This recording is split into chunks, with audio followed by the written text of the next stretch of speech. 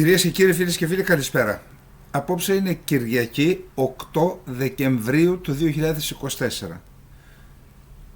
Είναι μια πολύ σημαντική μέρα. Από χθες η κυβέρνηση Άσαντ, ή μάλλον ο Άσαντ ως πρόεδρος της Συρίας, δεν υφίσταται πια.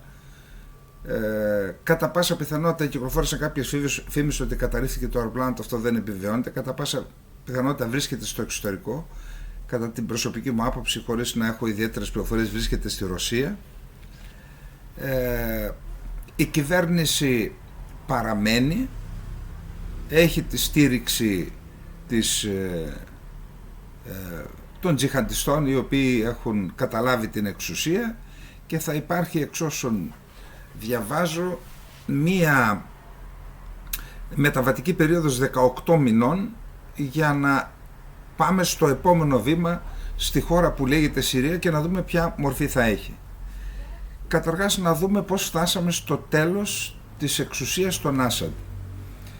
Ο πατέρας Άσαντ, ο Χαφέζ Αλ Άσαντ, είχε γεννηθεί το 1930 και πέθανε το 2000 από λευχαιμία. Ήταν αξιωματικός της πολεμικής αεροπορίας.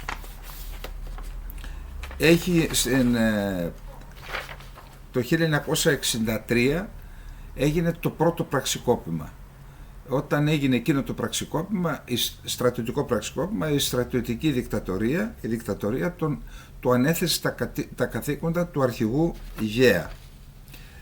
Στη συνέχεια, μετά από 3 χρόνια, έγινε δεύτερο στρατιωτικό πραξικόπημα, του ανέθεσαν τα καθήκοντα του Υπουργού Εθνικής Άμυνας, και πάλι μετά από 4 χρόνια, δηλαδή 63-66, το 1970, έγινε τρίτο πραξικόπημα, με το οποίο ο ίδιος ο Χαφέζ Αλ Άσαντ πήρε την εξουσία.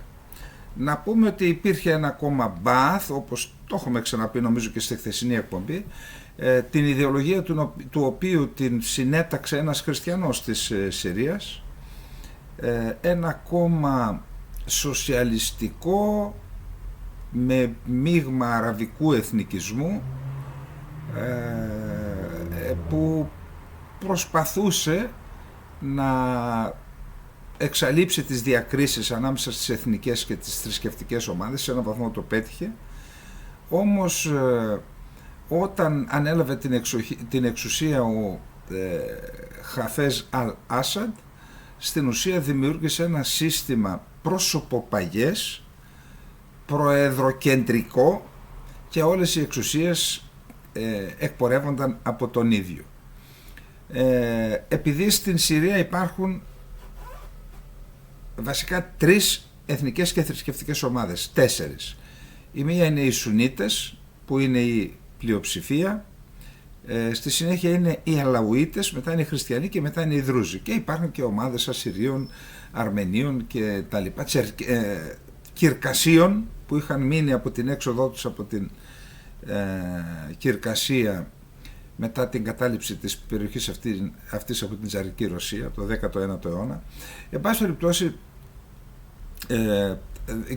κυβέρνησε αυταρχικά ο Χαφέζ Αλ Άσαντ, όμως είναι αλήθεια ότι παρότι ο ίδιος Αλαουίτης φρόντισε και έδωσε τις κυριότερες θέσεις της πολιτικής εξουσίας στους Σουνίτες και σε χριστιανούς, δηλαδή κάποια σημαντικά υπουργεία τα είχαν οι χριστιανοί, ενώ στις ένοπλες δυνάμεις τις πιο σημαντικές θέσεις τις φρόντισε να τις δώσει μάλλον σε Αλαουίτες. Ως προερχόμενος ο ίδιος από την πολεμική αεροπορία, είχε μια σκληρή υπηρεσία πληροφοριών, στην οποία κυριαρχούσαν στελέχη της πολεμικής αεροπορίας, δηλαδή συνάδελφοί του, φίλοι του κτλ. Είχε όντως ένα σκληρό κράτος δηλαδή, όπου οι υπηρεσίες πληροφοριών έπαιζαν καθοριστικό ρόλο στην διασφάλιση της τάξης, της κοινωνικής τάξης. Ο ίδιος, παιδί και προϊόν του ψυχρού πολέμου, φρόντισε λόγω της αντιπαλότητας με το Ισραήλ να στραφεί στη Σοβιετική Ένωση, έγινε σημαντικός σταθμός της Σοβιετικής Ένωσης στην Μέση Ανατολή η Συρία του Άσαντ.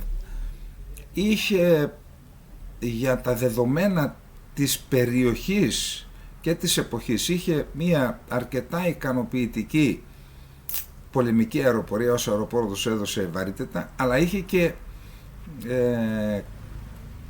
πολύ καλό, ίσως το καλύτερο από όλες τις χώρες της περιοχής, σύστημα αντιαεροπορικό και αντιπυραυλικό. Σκεφτείτε ότι είχε S-200 πριν από 50 χρόνια, πριν από 40 χρόνια. Θυμάμαι ότι ήταν ένας άνθρωπος ο οποίος, είπαμε ότι ήταν ένας αυταρχικός ηγέτης, ήταν ένας άνθρωπος ο οποίος ενέπνεε το σεβασμό. Θυμάμαι κάποια στιγμή συναντήθηκε με τον Bill Clinton στην Ελβετία και ενώ όταν κάναν διαπραγματεύσεις για να κάνουν δηλώσεις στον τύπο μετά τη συνάντησή τους, αν θα καθίσουν ή όχι, ο ίδιος δεν δέχτηκε, είπε όρθιοι θα καθίσουμε, και έβλεπα τον Bill Clinton με πόσο δέος καθόταν δίπλα του και τον αντιμετώπιζε. Δηλαδή ήταν μια πολιτική φυσιογνωμία άξια λόγου. Επαναλαμβάνω, αυταρχικός. Το 1982, αν δεν κάνω λάθος, έγινε η πρώτη απόπειρα ανατροπής του από την μουσουλμανική αδερφότητα και στην Χάμα, εκεί ήταν το κέντρο των στελεχών της μουσουλμανικής αδερφότητας που έκαναν διαδηλώσεις, ξεσήκωσαν τον κόσμο, και θυμάμαι τότε έστειλε τα τεθωρακισμένα και πάτησαν τον κόσμο. Δηλαδή γέμισαν πραγματικά οι δρόμοι αίμα, 20.000 νεκρούς είχε, και έκτοτε κατεπνίγει κάθε προσπάθεια, ή μάλλον δεν εμφανίστηκε έκτοτε άλλη προσπάθεια αμφισβήτησης του καθεστώτος. Είχε έναν αδερφό τον οποίο ήθελε να χρήσει ως διάδοχο κάποια στιγμή, τον Ριφάτ. Κάποια στιγμή έκανε ο Ριφάτ ένα πραξικόπημα ή μια απόπειρα πραξικοπήματος εναντίον του και τελικώς διέφυγε στο εξωτερικό. Είχε ένα γιο, τον Μπαζίλ, Βασίλη δηλαδή, ο οποίος θεωρεί το χαρισματικό άτομο, και αν δεν κάνω λάθος το 1994 σκοτώθηκε σε ένα αυτοκινητιστικό δυστύχημα. Θυμάμαι τότε ότι όλοι υποπτεύονταν ποια χώρα μπορεί να κρύβεται πίσω από το αυτοκινητιστικό δυστύχημα. Αλλά αυτά ήταν υποψίες, στοιχεία δεν υπήρχαν. Εννοούσαν ότι οι Ισραηλινές μυστικές υπηρεσίες, επειδή ήταν ένα ικανό άτομο, τον έβγαλαν από τη μέση. Και ως εκ τούτου πήγε στη λύση ανάγκης που ήταν ο Μπασάρ Αλ-Άσαντ, ο ανατραπής χθες πρόεδρος της Συρίας. Ο Μπασάρ Αλ-Άσαντ σπούδαζε οδοντίατρος στη Βρετανία, επέστρεψε στη χώρα, δεν είχε καμία εμπειρία ούτε από κράτος ούτε από μυστικές υπηρεσίες, γιατί τέτοια κράτη στηρίζονται στις ένοπλες δυνάμεις και στις μυστικές υπηρεσίες, και προσπάθησε να φιλελευθερωποιήσει το καθεστώς, αλλά δεν έπαιρνε το συγκεκριμένο καθεστώς φιλελευθεροποίηση. Έκανε κάποιες κινήσεις πάντως. Ο Ερντογάν ήταν ο άνθρωπος ο οποίος τον προσέγγισε, τον καλούσε στην Αλικαρνασσό σε ιδιωτικές οικογενειακές επισκέψεις, μάλιστα του έδινε και εντολές πώς να μεγαλώσει τα παιδιά του. Έχω όλα αυτά, έχω τις φωτογραφίες και τις δηλώσεις από τότε, μέχρι που φτάσαμε στο 2011, όταν μία αόρατος Χιρ άρχισε την Αραβική Άνοιξη μέσα στην Συρία. Εκεί λοιπόν ο Ερντογάν από φίλος, μιλάμε για αγκαλιές και φιλιά, δηλαδή πήγαινε για Σαββατοκύριακο ο Άσαντ στην Κωνσταντινούπολη, στην Αλικαρνασσό, Μπόντρομ όπως το λένε οι Τούρκοι, και από φίλος ξαφνικά έγινε εχθρός. Δηλαδή το Κατάρ, όπως είπαμε, έριξε δισεκατομμύρια δολάρια για αγορά όπλων, κυρίως από χώρες της πρώην Σοβιετικής Ένωσης και της πρώην Ιουγκοσλαβίας. Τα όπλα αυτά τα μετέφεραν στην Τουρκία. Στην Τουρκία μεταφέρθηκαν και 40.000 τζιχαντιστές από διάφορα κράτη, Ουσμπεκιστάν, Ουιγούροι, Τσετσένοι, και από την Ευρώπη διάφοροι που ήθελαν να συμμετέχουν σε αυτό που γινόταν στη Συρία. Εκεί εμφανίστηκε και το Ισλαμικό κράτος. Τότε φούντωσε αυτή η προσέλευση διεθνών τρομοκρατών Ισλαμιστών για να καταταγούν στο Ισλαμικό κράτος. Η Τουρκία ήταν το κέντρο. Εδώ υπάρχουν, μπορείτε να αναζητήσετε στο διαδίκτυο, υπάρχουν άρθρα Αμερικανών που λένε περίπου 40.000 τρομοκράτες προσγειώθηκαν σε τουρκικά αεροδρόμια και από εκεί ο Φιντάν, ο σημερινός υπουργός εξωτερικών, αυτός ήταν που τους υποδεχόταν, η υπηρεσία πληροφοριών δηλαδή, τους φιλοξενούσαν πρώτα σε 5 ξενοδοχεία, τους έκαναν κάποιες βόλτες στην Κωνσταντινούπολη και στη συνέχεια τους μετέφεραν στα σύνορα με τη Συρία και από εκεί τους παρέδιδαν στους συνδέσμους του Ισλαμικού κράτους, του ISIS, και ξεκίνησαν όλα αυτά που βλέπουμε τότε, οι αποκεφαλισμοί που έβαζαν φωτιά τους ανθρώπους. Και τότε φυσικά ο φίλος Άσαντ έγινε εχθρός. Δύο δυνάμεις ξεχώρισαν σε αυτήν την διαδικασία ανατροπής του καθεστώτος Άσαντ, που για να ανατραπεί καταστράφηκε η χώρα. Το ένα ήταν το Ισλαμικό κράτος και το άλλο ήταν η Αλ-Νούσρα. Η Αλ-Νούσρα προηγήθηκε, ήταν η οργάνωση της Αλ-Κάιντα στην Συρία. Προσέξτε, η Αλ-Κάιντα που οι ίδιες οι Ηνωμένες Πολιτείες Αμερικής την κατηγόρησαν ότι έριξε τους δίδυμους πύργους με πόσους νεκρούς, αυτή η Αλ-Κάιντα ήταν στη Συρία, αυτή η Αλ-Κάιντα είναι σήμερα που πήρε την εξουσία. Για να μην τα ξεχνάμε αυτά, και δεν το λέμε για κανένα άλλο λόγο παρά μόνο για έναν. Τα κράτη έχουν συμφέροντα. Χθεσινοί τρομοκράτες, σήμερα σημερινοί επαναστάτες. Αυτή είναι η πραγματικότητα. Μάλιστα σε μία συνέντευξη που έδωσε ο πρώην αρχηγός της MI6, της Αγγλικής Υπηρεσίας Πληροφοριών του Εξωτερικού, ρωτήθηκε από τη δημοσιογράφο, καλά λέει, αυτός ο Τζουλάνι και η συναυτό δεν είναι μέχρι σήμερα χαρακτηρισμένοι τρομοκράτες, λέει, από τη χώρα σας? Λέει ναι, αλλά αυτός ο χαρακτηρισμός έγινε πριν 12 χρόνια. Εμείς δεν είμαστε υποχρεωμένοι να μην συνομιλούμε με έναν άνθρωπο που χαρακτηρίστηκε πριν από 12 χρόνια τρομοκράτης. Τότε ήταν τρομοκράτης, τώρα δεν είναι δηλαδή.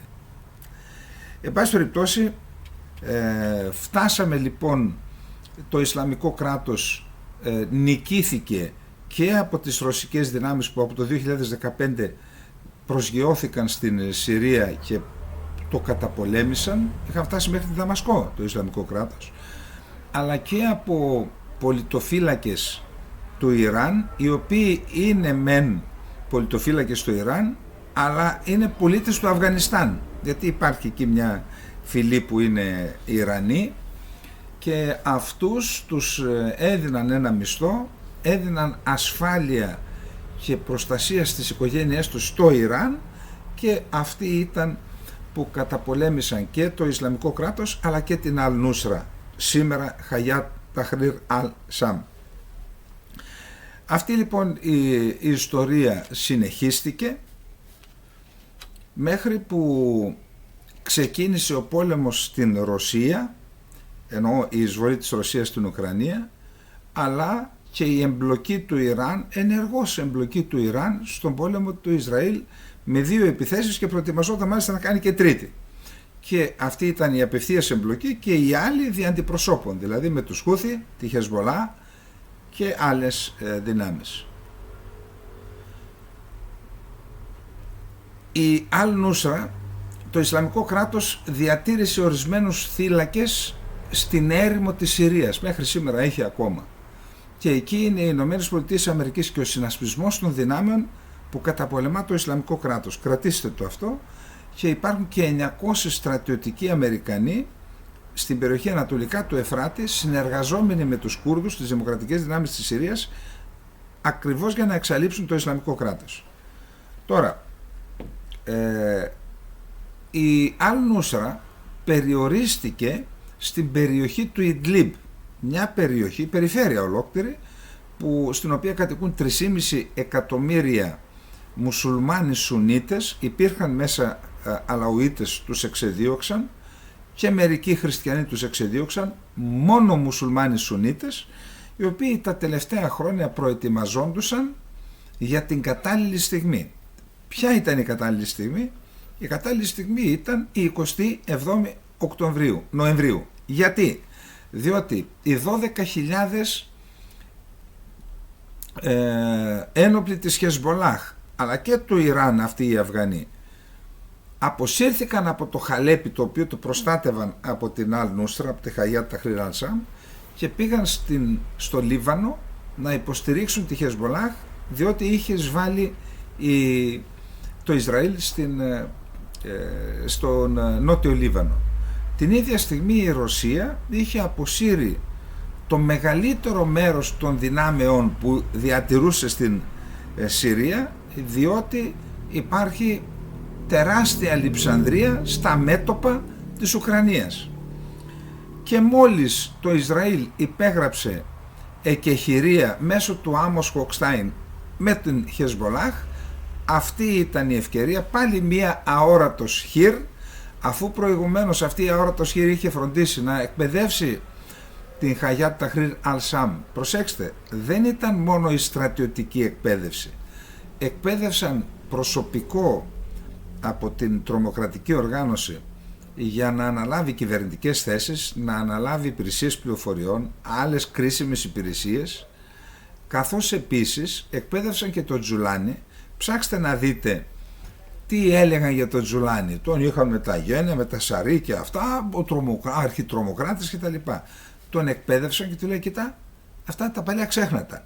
Τώρα θα μιλάς πιο στρογγυλεμένα, θα μιλάς υπέρ της προστασίας των εθνικών και θρησκευτικών ομάδων, ότι όλοι έχουν θέσεις στη Συρία. Προσέξτε, αυτοί οι οποίοι δεν άφησαν ούτε έναν Αλαουίτη, ούτε έναν χριστιανό στο Ιντλίμπ, πήραν όμως αυτή την αόρατο σχήρ, τους είπε: θα εξανθρωπιστείτε από αυτό που ήσασταν, θα γίνετε πιο διαλλακτικοί για να μπορέσουμε να σας δεχτούμε. Και έτσι ξεκίνησε η επίθεση. Το έχουμε πει και στη χθεσινή και την προχθεσινή εκπομπή. Γιατί κατέρευσε ο στρατός στο Άσαντ? Κατέρευσε γιατί έχασε την υποστήριξη από τη Ρωσία. Η Ρωσία είχε να στηρίξει το δικό της πόλεμο και έχασε την υποστήριξη και από το Ιράν. Το Ιράν είχε να υποστηρίξει τη Χεσμολάχ στο Λίβανο. Η οικονομική κατάσταση ήταν άθλια της χώρας. Αξιωματικοί έπαιρναν $20 μισθό.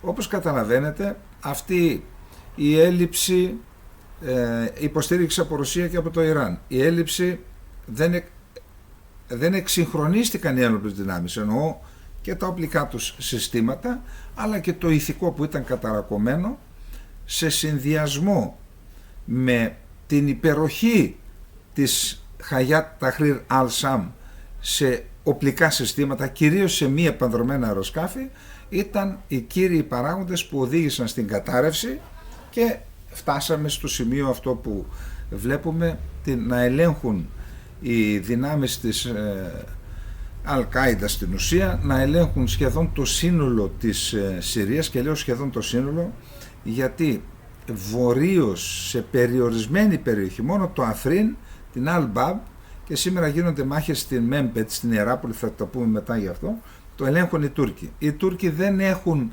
καμία επιρροή ούτε στο Χαλέπι, ούτε στην υπόλοιπη Τουρκία. Στην υπόλοιπη Τουρκία το πάνω χέρι το έχει αυτή τη στιγμή ο Τζουλάνι. Να πούμε ότι είχαμε εξέγερση και που δεν ήταν διασυνδεδεμένη στην αρχή. Είχαμε εξέγερση και στην Τερά, στη Σουάιντα, στην Κουνέιτρα, είναι οι βασικές χώρες των Δρούζων που κατοικούν στη νότια Συρία, περιοχή που συνορεύει με τα υψώματα του Γκολάν που κατέχει το Ισραήλ, και αυτοί εξεγέρθηκαν και έγινε έτσι, δέχθηκε πίεση ο Άσαντ και η Δαμασκός και από βορρά και από νότο και κατέρευσε το σύστημα και ελέγχει ένα μεγάλο κομμάτι της Συρίας, το 1/4 ίσως και περισσότερο το ελέγχουν οι Κούρδοι, δηλαδή οι δημοκρατικές δυνάμεις της Συρίας με την υποστήριξη των ΗΠΑ. Τώρα, είπαμε ότι η κυβέρνηση παραμένει, η οποία αποδέχθηκε φυσικά την Χαγιάτ Ταχρήρ Αλ Σαμ ως τη δύναμη η οποία θα τους κατευθύνει και θα τους καθοδηγεί ως επικυρίαρχη δύναμη. Οι άνοπλες δυνάμεις, είπαμε, και αυτές κατέλαβαν και το στρατιωτικό αεροδρόμιο, τις στρατιωτικές βάσεις, αεροπορικές βάσεις, το διεθνές αεροδρόμιο της Δαμασκού, τα πάντα. Το Ισραήλ έκανε μερικές αεροπορικές επιθέσεις σε αποθήκες όπου υπήρχαν οπλικά συστήματα πιθανόν των Ιρανών και είχαν προορισμό τη Χεσμολάχ, για να μην πέσουν ούτως ή άλλως στα χέρια της Χεσμολάχ, τα κατέστρεψαν. Έκαναν αρκετές επιθέσεις και στην περιοχή της Δερά στους Δρούζους για να αποφύγουν τη συνένωση των Δρούζων του Γκολάν. Τα υψώματα του Γκολάν κατοικούν σε αρκετά χωριά και κομμοπόλεις Δρούζοι, για να μην ενωθούν και έχει πρόβλημα ασφάλειας στο κατεχόμενο Γκολάν. Δεν πήγαν στα σχολεία οι μαθητές των χωριών των Δρούζων και έκαναν, μου φαίνεται, με τηλεκπαίδευση. Υπάρχει συναγερμός φυσικά σε όλο τον Γκολάν και εκεί υπήρχε μια ζώνη, ουδέτερη ζώνη, για να αποφεύγεται η άμεση επαφή των Ισραηλινών με τις Συριακές δυνάμεις. Ο Ισραηλινός στρατός κατέλαβε την ουδέτερη ζώνη και ο Νετανιάχου είπε: δεν αναγνωρίζω τη συμφωνία για την ουδέτερη ζώνη, άρα είναι και αυτή πλέον κατεχόμενη, και απίφθηναν κλήσεις και απειλές στους Δρούζους να μην κινηθούν εναντίον του Ισραήλ.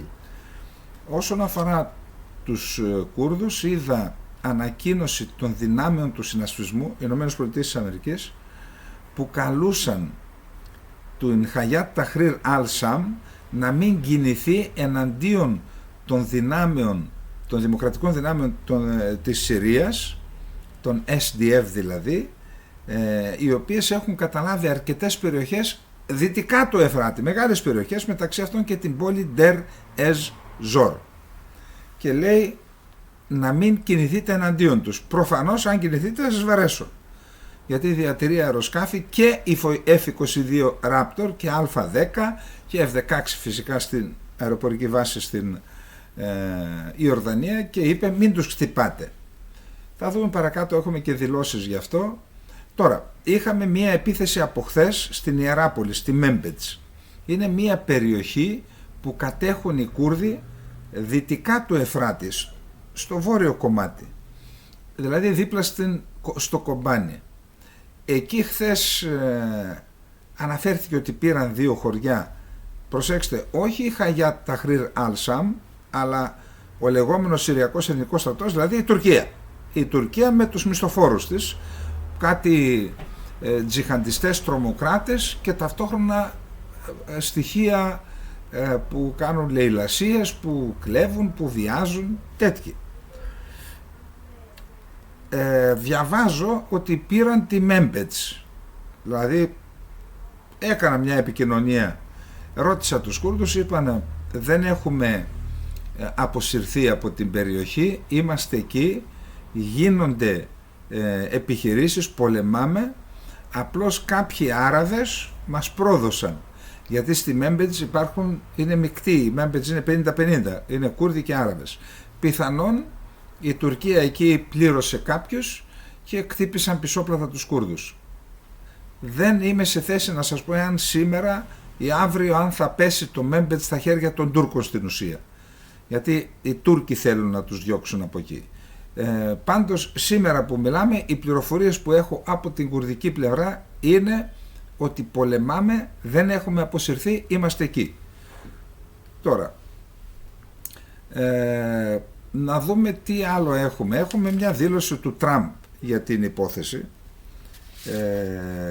που είναι, είπα χθες ότι υπάρχει μια φήμη που δεν μπορώ να την επαληθεύσω ούτε να την διασταυρώσω, που λέει ότι προηγήθηκε μία άτυπη συμφωνία μεταξύ του Τραμπ και του Πούτιν, δι' αντιπροσώπων,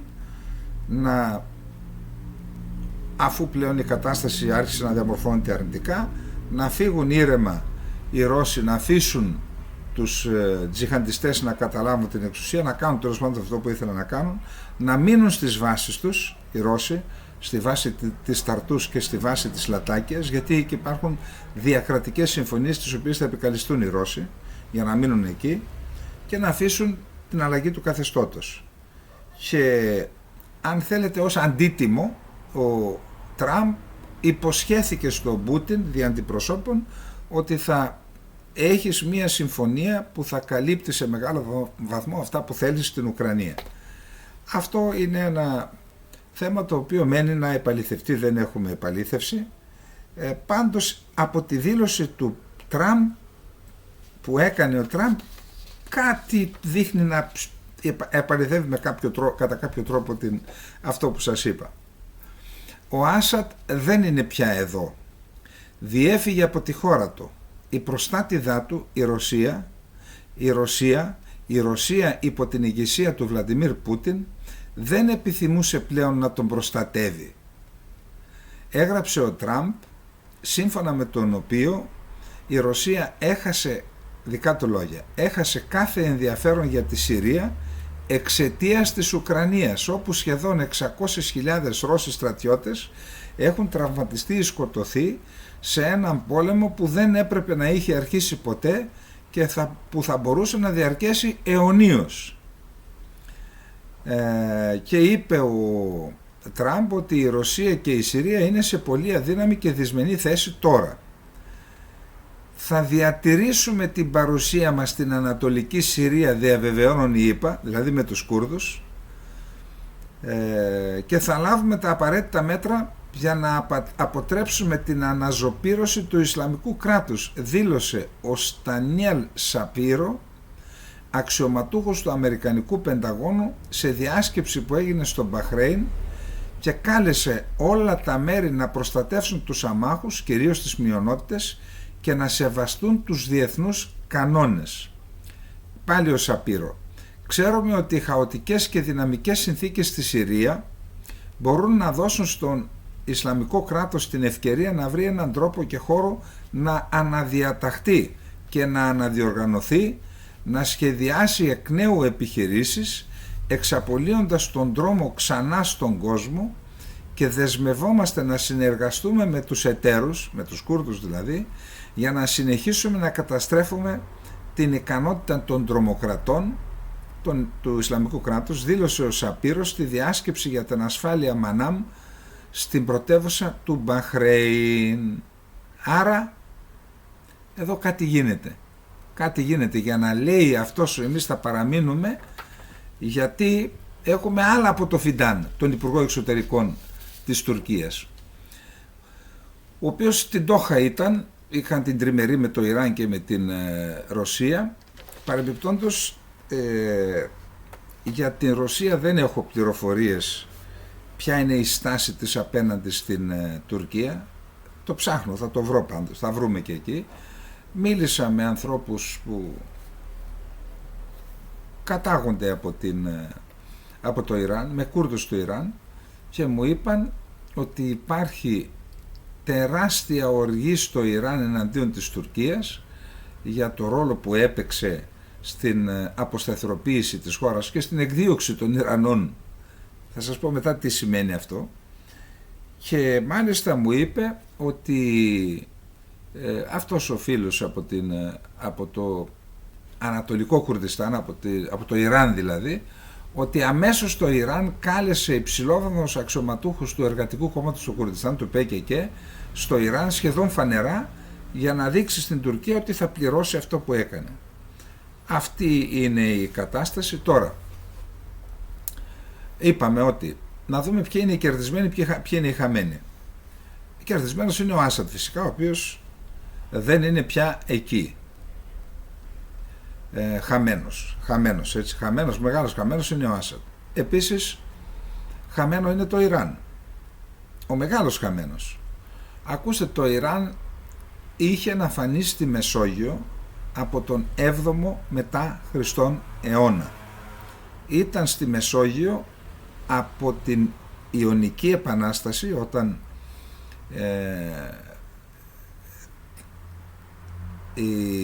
το Ιράν κατέπνιξε την Ιωνική Επανάσταση με την κατάληψη της Μιλήτου του 499 π.Χ.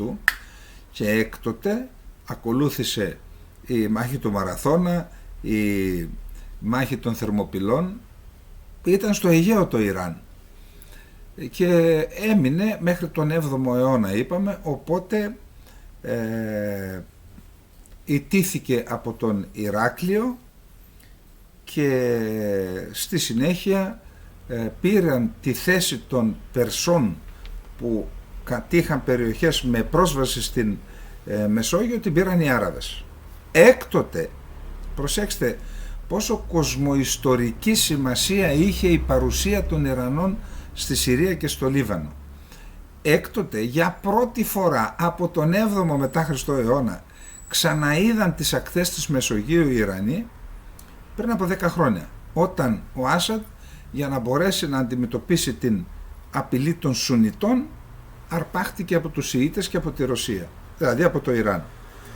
Και το Ιράν κατόρθωσε, αφού σε ένα βαθμό, γιατί και οι Σιήτες στο Ιράκ είναι διασπασμένοι σε δύο φατρίες. Η μία είναι αυτοί που πιστεύουν στο Ιράν, Σιήτες που πιστεύουν στο Ιράν και αναγνωρίζουν την ηγεσία του Ιράν. Υπάρχουν όμως και Σιήτες οι οποίοι είναι Άραβες εθνικιστές και ο αραβικός εθνικισμός δεν δέχεται το Ιράν ως υπέρτερη δύναμη. Εν πάση περιπτώσει, παρόλα αυτά, σε μεγάλο βαθμό το Ιράκ ελέγχεται από τους Ιρανούς και οι Ιρανοί κατόρθωσαν να κάνουν τον λεγόμενο σιητικό διάδρομο. Δηλαδή μια ζώνη εδαφική που ξεκινούσε από την Τεχεράνη, έφτανε στη Βαγδάτη, από τη Βαγδάτη έφτανε στην Δαμασκό. Δεν ήταν σιητικοί πληθυσμοί, αλλά ασκούσαν επιρροή με τις πολιτοφύλακες οι Ιρανοί. Στην Αλμπου Καμάλ, στην Τερεζόρ, και αυτή λοιπόν η ζώνη έφτανε στη Δαμασκό και στη Βηρετό στην Μεσόγειο. Άρα αυτή ο σιητικός διάδρομος Τεχεράνη, Βαγδάτη, Δαμασκός, Βηρητός έφερε ξανά μετά από 1300 και χρόνια ξανά τους Ιρανούς στη Μεσόγειο, μα τον τρόπο που σας ανέφερα. Μάλιστα μία φορά, για να κάνουν πράξη αυτόν τον σιητικό διάδρομο, ξεκίνησε μια μεγάλη φάλαγγα από την Τεχεράνη και έφτασε στη Δαμασκό και στην Βηρητό.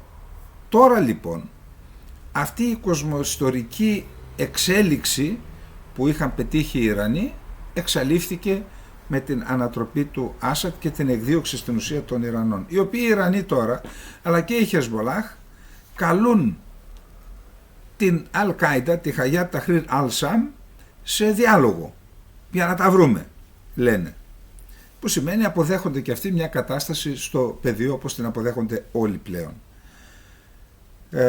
Λοιπόν, ο Φιντάν λοιπόν, να δούμε τι είπε για την κατάσταση στη Δαμασκό, μεταξύ άλλων. Σε συνέντευξη που έδωσε λοιπόν στην Ντόχα, τόνισε ότι οι Κούρδοι της Συρίας που ελέγχουν το βορειοανατολικό τμήμα της χώρας, την ανατολικώς του Ρου του Εφράτη περιοχή, δεν μπορούν να αντιμετωπιστούν ως νόμιμη αντιπολίτευση στις μελλοντικές διαβουλεύσεις για τη χώρα. Θα σας πω για τις διαβουλεύσεις.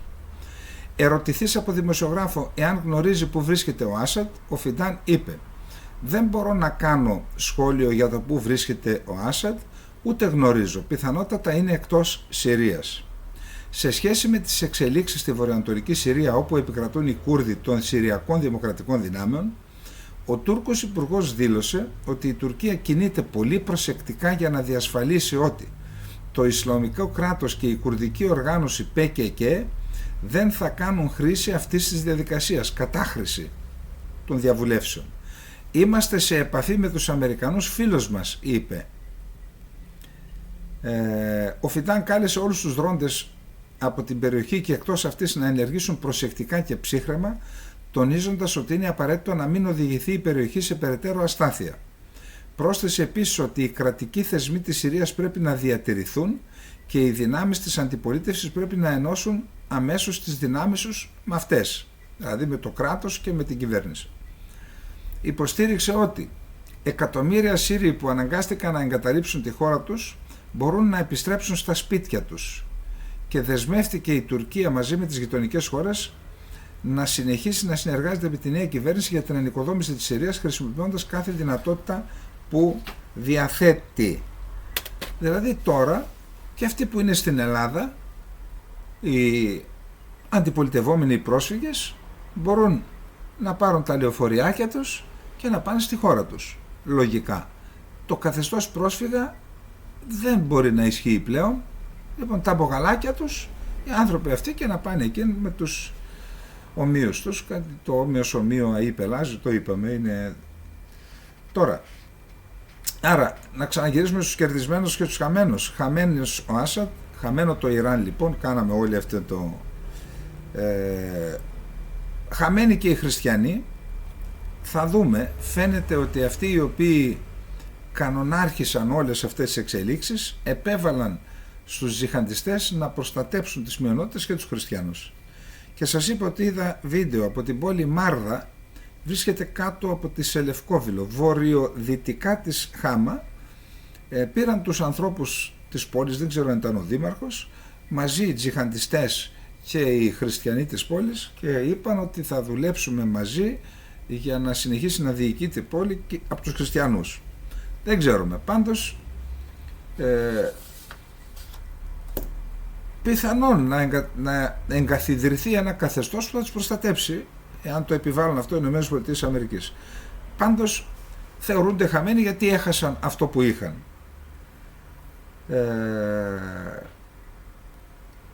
Κερδισμένοι στις ΗΠΑ, διότι κόντιναν την παρουσία της Ρωσίας στην περιοχή, μέσω της οποίας ασκούσε γεωπολιτική επιρροή. Κερδισμένο το Ισραήλ, διότι έφυγε από πάνω του ο βραχνάς που λεγόταν Al-Quds, φρουρή της Επανάστασης, που ήταν στη Συρία και μέσω της Συρίας υποστήριζαν την Χεσμολάχ, η οποία Χεσμολάχ δημιούργησε σοβαρά προβλήματα στο Ισραήλ. Και επίσης το Ισραήλ πιθανότητα να επεκτείνει και το έδαφος, τα κατεχόμενα στο Γκολάν εδάφη, το έκανε ήδη με την ουδέτερη ζώνη, άρα κερδισμένο και το Ισραήλ. Τώρα, η Τουρκία είναι μερικώς κερδισμένη, δεν κέρδισε πολλά εδάφη. Ψάξτε να βρείτε χάρτη της καταστάσεως να δείτε ότι ο Τζουλάνι τους κρατάει πάνω σε μια λωρίδα, εκεί δεν τους αφήνει να κατεβούν προς τα κάτω. Ούτε καν στο Χαλέπι που είπε ο άλλος είναι τουρκική πόλη. Δεν ξέρουμε τι θα γίνει στο μέλλον. Ο Ερντογάν φιλοδοξούσε να μετατρέψει τη Συρία σε προτεκτοράτο της Τουρκίας. Σουνίτες εσείς, Σουνίτες εμείς έχουμε τη δύναμη, έχουμε τα λεφτά, ελάτε να γίνετε τα δικά μας τα προστατευόμενα παιδιά, να αρπάξουμε τη Συρία. Θα δούμε τι θα γίνει. Τώρα, έχουμε τις διαβουλεύσεις που θα ακολουθήσουν. Σε 18 μήνες θα καταλήξουμε πιθανώς σε ένα σύνταγμα. Εάν λάβουμε υπόψη όχι ακριβώς ίδια, αλλά σε μια αντίστοιχη περίπτωση που έγινε στο Ιράκ, εκεί η χώρα στην ουσία χωρίστηκε στα τρία: Κούρδοι, Σουνίτες, Σιήτες. Εδώ λοιπόν, αν ακολουθεί η ίδια συνταγή, που είναι πολύ πιθανό αυτό, θα έχουμε 4 κράτη αυτόνομες περιοχές, όπως θέλετε πέστε τις. Η μία θα είναι οι Αλαουίτες, που θα είναι στις ακτές, από την Λατάκια μέχρι την Μανιάς και την Ταρτούς. Η δεύτερη περιοχή θα είναι η Ντερά, νότια, που είναι η Δρούζη. Η τρίτη περιοχή θα είναι το Σουνιστάν, οι Σουνίτες δηλαδή, που θα είναι στην κεντρική Συρία με το Χαλέπι μέσα, και η τέταρτη περιοχή θα είναι οι Κούρδοι. Άρα 4 αυτόνομα κράτη. Η Τουρκία φιλοδοξεί να υπάρχει και ένα 5ο κράτος Τουρκομάνων, εκεί τις περιοχές που κατέχει το Αφρίνο, που έκανε εθνοκάθαρση, την Αλ-Μπαμπ, και αν καταλάβει και την Μέμπετς, την Ιεράπολη. Θα το δούμε αυτό. Τώρα, η Τουρκία μας είπε ο Φιτάν, μιλάει με τους Αμερικανούς να σταματήσουν να υποστηρίζουν τους Κούρδους. ελπίζω να μην μεροληπτώ, εκτιμώ ότι κάτι τέτοιο δεν είναι το πιθανότερο σενάριο. Οι Αμερικανοί δήλωσαν άλλωστε ότι θα παραμείνουν με τους Κούρδους. Αν παραμείνουν με τους Κούρδους, οι Τούρκοι είναι και κερδισμένοι αλλά και χαμένοι, διότι αν ιδρυθεί δεύτερο κουρδικό κράτος, ίσως αύριο να έχω τη δυνατότητα να σας δείξω τους παλιούς χάρτες που μιλούν για αυτό το σενάριο που γίνεται τώρα του 2007. Εάν λοιπόν έχουμε την ίδρυση συνταγματικά κατοχυρωμένου κουρδικού κράτους, τότε η Τουρκία είναι περισσότερο χαμένη παρά κερδισμένη. Γιατί ένα δεύτερο κουρδικό κράτος, όσο δεν το λέμε εμείς, το λέει η ίδια η Τουρκία. Ένα δεύτερο κουρδικό κράτος αποτελεί μείζωνα απειλή για αυτήν. Για να το λέει η Τουρκία κάτι ξέρει. Και θα κάνει το παν, επικαλείται το άρθρο 52 του καταστατικού χάρτη του ΟΗΕ, για να εισβάλλει και να εξαλείψει την απειλή. Εάν όμως υπάρχει συνταγματικά κατοχυρωμένο και υπάρχει και η αμερικανική αποφασιστικότητα, η αποφασιστικότητα των Αμερικανών να τους προστατέψουν, τότε πιστεύω ότι θα είναι δύσκολα τα πράγματα για την Τουρκία. Λοιπόν, αυτά είχαμε να πούμε για τη Συρία. Θέλω να κάνω και μία αναφορά στην ομιλία που έκανε ο Κώστας ο Καραμανλής στην παλιά Βουλή, μιλώντας σε εκδήλωση για την 80η επέτειο απελευθέρωσης της Καρπάθου, την οποία την έκανε σήμερα την ομιλία του. Λοιπόν, η Ελλάδα σε καμιά περίπτωση δεν μπορεί με πρόσχημα την καλή θέληση και την ανάγκη ειρήνης και συνεργασίας να κάνει εκπτώσεις που θα διευκολύνουν την Τουρκία στην υλοποίηση των επεκτατικών της οραμάτων, είπε ο Καραμανλής. Ασφαλώς, ιδανικά, όλοι θέλουμε μία Τουρκία δίπλα μας με την οποία θα μπορούμε να ζούμε με ειρήνη και συνεργασία. Και οπωσδήποτε πρέπει να το επιδιώκουμε αυτό. Είναι μία χώρα που η γεωγραφία ορίζει πως πρέπει να ζούμε μαζί της ως γείτονες. Είναι θετικό όταν και αν το κλίμα στις μεταξύ μας σχέσεις από έντονα συγκρουσιακό κινείται στην κατεύθυνση της ύφεσης. Και ασφαλώς πρέπει να εξαντλήσουμε την όποια ευκαιρία παρουσιαστεί για επίλυση της διαφοράς μας για την οριοθέτηση ΑΟΣ και υφαλοκρηπίδας. Θα πρέπει όμως, όταν προσερχόμαστε στον όποιο διάλογο με την Τουρκία, να είμαστε πρώτα απ' όλα εμείς ξεκάθαροι ως προς το τι συζητάμε και ποια πράγματα μπορούμε να διαπραγματευτούμε. Και να το κάνουμε μετά ξεκάθαρο τόσο στην Τουρκία όσο και σε εταίρους και συμμάχους. Γιατί γίνεται μία παρεξήγηση. Πολλοί λένε ότι έχει και η Τουρκία δικαιώματα στο Αιγαίο και την Ανατολική Μεσόγειο. Κανένας δεν αρνήθηκε τα δικαιώματα της Τουρκίας. Τα δικαιώματα εκείνα όμως που απορρέουν από το διεθνές δίκαιο και τις διεθνείς συνθήκες και όχι αυτά που ονειρεύεται η ίδια με τις θεωρίες περί γκρίζων ζωνών και τις φιλοδοξίες της περί γαλάζιας πατρίδας ή συνόρων της καρδιάς της. Δεν είναι λάθος να υπάρχουν διάβλοι επικοινωνίας και διαλόγου με την Τουρκία. Λάθος θα ήταν αν γίνει εσφαλμένη ανάγνωση των προθέσεών της. Η Τουρκία δεν θέτει απλώς κάποια ζητήματα για τα οποία καλοπροαίρετα έχει διαφορετική άποψη από τη δική μας, τα οποία ενδεχομένως θα μπορούσαν να αντιμετωπιστούν στα πλαίσια του διεθνούς διαλόγου. Η δηλωμένη στόχευση της Τουρκίας είναι να ανατρέψει το υφιστάμενο καθεστώς όπως προβλέπεται από το διεθνές δίκαιο και τις διεθνείς συνθήκες, να διασπάσει την ενότητα του ελληνικού χώρου και να επιβάλλει το Imperium της στην ευρύτερη περιοχή. Με απλά λόγια, κινείται συστηματικά και διαχρονικά στην κατεύθυνση του αναθεωρητισμού και της διασφάλισης ηγεμονικής θέσης. Εάν το επετύχανε αυτό η Τουρκία, η Ελλάδα θα υποβιβαζόταν σε χώρα υποτελή και εξαρτώμενη από αυτήν. Όσον αφορά το τουρκολιβικό μνημόνιο, είπε: πρόκειται για μια πασιφανώς παράλογη και παράνομη ενέργεια που είναι ανυπόστατη και δεν παράγει ένομα αποτελέσματα. Η Τουρκία, ωστόσο, χωρίς να έχει καμία γεωγραφική επαφή με τη Λιβύη, ούτε γεωγραφικά ούτε νομικά καμία επαφή, σαν να μην υπάρχουν τα ελληνικά νησιά στην περιοχή, μοίρασε με την Λιβύη την ΑΟΣ της Ελλάδας.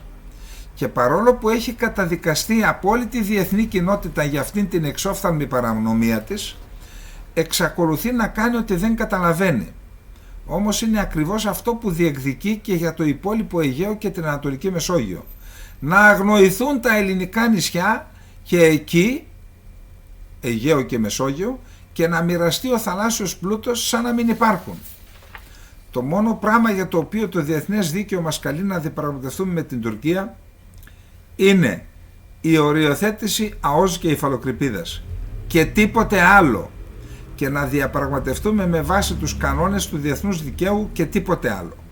Αλλά και η επίκληση των κανόνων του διεθνούς δικαίου δεν αποτελεί πανάκια και δεν αρκεί από μόνη της.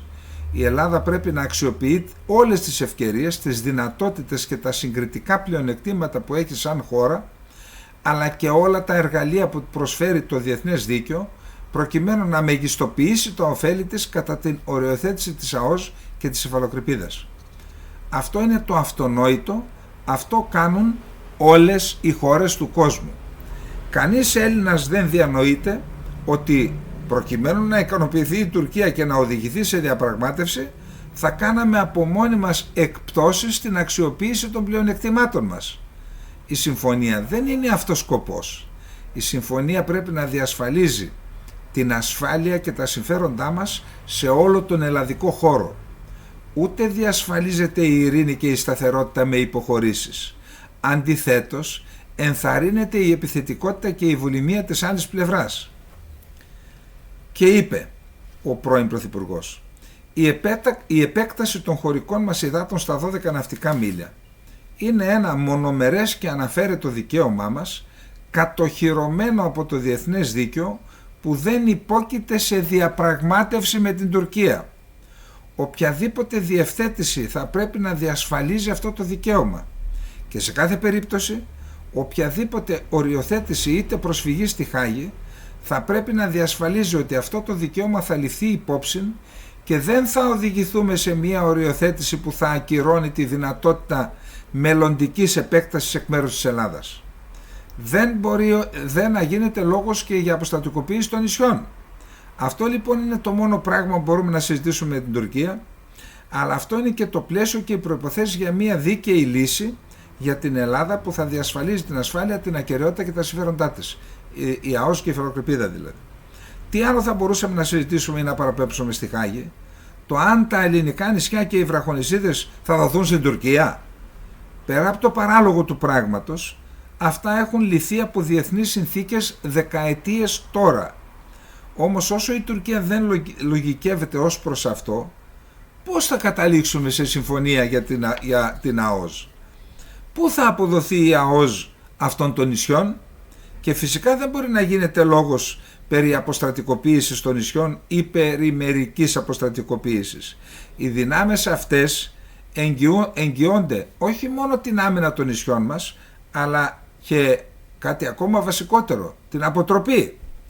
Οτιδήποτε και αν επικαλείται η Τουρκία, υπέρτερο όλων είναι το δικαίωμα κάθε κράτους στην άμυνα με βάση το καταστατικό χάρτη του ΟΗΕ, καθώς και με βάση το διεθνές δίκαιο γραπτό και εθιμικό. Πόσο μάλλον έναντι μιας χώρας που έχει εισβάλει στην Κύπρο και επί 50 χρόνια κατέχει το 37% του εδάφους της, απειλεί τη χώρα μας με πόλεμο με το κάζους μπέλι, αλλά και με πολλές άλλες ευκαιρίες διεκδικεί νησιά, πολλές φορές και με πολεμική ρητορική, και έχει σταθμεύσει απέναντι από τα νησιά μας τη λεγόμενη στρατιά του Αιγαίου με το μεγαλύτερο αποβατικό στόλο στην Ευρώπη. Συγχρόνως η Ελλάδα είναι υπόχρεη έναντι της Ευρωπαϊκής Ένωσης να διασφαλίζει την υπεράσπιση και την ακεραιότητα των νοτιοανατολικών συνόρων της Ευρωπαϊκής Ένωσης. Προφανώς είναι αδιανόητη η εκχώρηση κυριαρχικών δικαιωμάτων στην Τουρκία σε περιοχές που βρίσκονται δυτικά των ελληνικών νησιών του Αιγαίου. Ακούστε, επειδή βλέπω τώρα παρασυρώμαστε και τι δουλειά έχει και μιλάει ο ένας και μιλάει ο άλλος. Δεν βλάπτει την Ελλάδα να μιλάει ο πρώην Πρωθυπουργός και ο Σαμαράς και ο Καραμανλής, αλλά να μιλάει και όποιος έχει να πει κάτι. Εάν δεν τα λέει σωστά, υπάρχει ο αντίλογος. Βγαίνει λοιπόν ένας ο οποίος δεν του αρέσει η φάτσα του Καραμαλή, ούτε του αρέσει αυτά που λέει. Βγαίνει, παίρνει τα όσα είπε και παράγραφο τα ξετινάζει, τα αντικρούει. Και όχι με βρίσιμο όμως, όχι αμολάμε τα σκυλιά, τα μαντρόσκυλα και τους κουκουλοφόρους και να βρίζουν τον ένα και τον άλλον. Δεν τιμά τη χώρα αυτό. Είναι δείγμα